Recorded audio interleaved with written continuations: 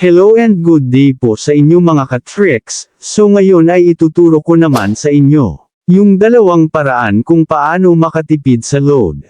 At para hindi agad maubos ang data nyo. Lalo na kung mobile data ang gamit mo. Na features ko na dati ito, pero ngayon ay meron tayong idinagdag.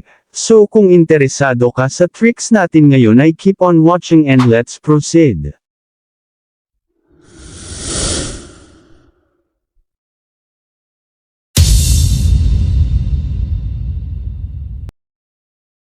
Yung first step para makatipid sa load, at para hindi agad maubos yung mobile data ng phone mo, ay punta kayo sa Facebook account nyo. So dito sa newsfeed ng account ko, kung mapapansin nyo, habang scroll ko yung mga videos ay naka-autoplay katulad nito. So dahil dyan ay mabilis maubos yung load or data lalo na kung promo yung load ng phone natin, kahit na hindi mo pa clinic yung mismong video. So para hindi mag-autoplay yung mga video sa newsfeed natin ay ganito yung gawin nyo, i-click yung 3 horizontal lines sa may bandang itaas. Then scroll nyo lang at hanapin ang settings and privacy. Then i-click ang settings. Scroll nyo lang at hanapin nyo naman ang media. Then click media.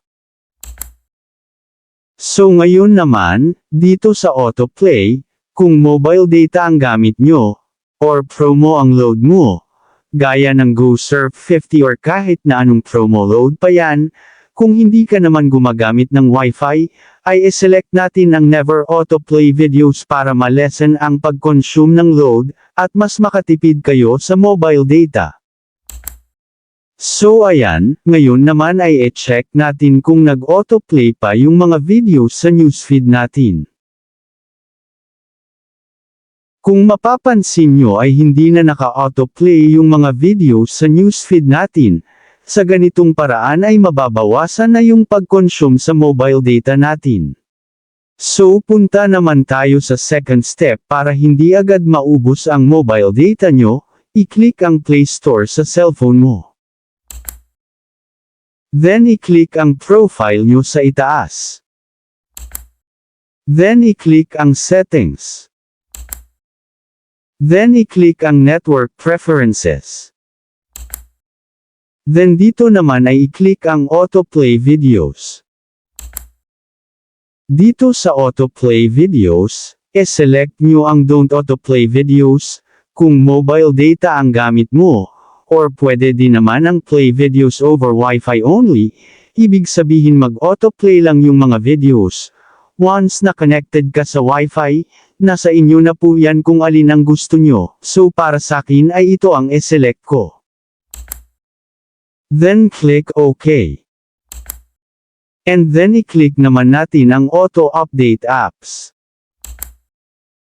So dito dapat ang iselect natin ay over Wi-Fi only, or don't auto-update apps. Dahil kung naka-over any network po yan, ay automatic na magko-consume ng load or ng data yan once na mag-auto-update ang mga apps sa cellphone nyo, kaya minsan magtataka kayo dahil nababawasan ang load mo, kahit hindi mo naman ginagamit ito. So para sa akin ang pipiliin ko ay auto-update over Wi-Fi only.